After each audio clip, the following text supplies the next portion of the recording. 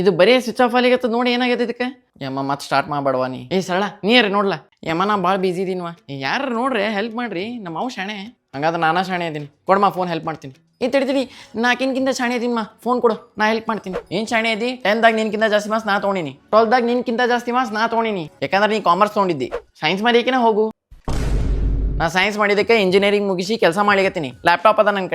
ಕಡೆ crop top ಅದ petal pink crop top ನನ್ನ ಕಡೆ ಖರ್ಚು ಮಾಡ್ಲಿಕ್ಕೆ ರೊಕ್ಕ ಅವ ನನ್ನ ಕಡೆನು ಖರ್ಚು ಮಾಡ್ಲಿಕ್ಕೆ ರೊಕ್ಕ ಅವ ಅಪ್ಪನು ನನ್ನ ಕಡೆ ಚಲೋ ಫೋನ್ ಅದ ನಂಗೆ ಡಗಡ ಫೋನ್ ಇಟ್ಕೊಂಡು ಅಡ್ಡಾಡಂಗಿಲ್ಲ ನನ್ನ ಕಡೆ ವಿ ನೆಟ್ವರ್ಕ್ ಅದ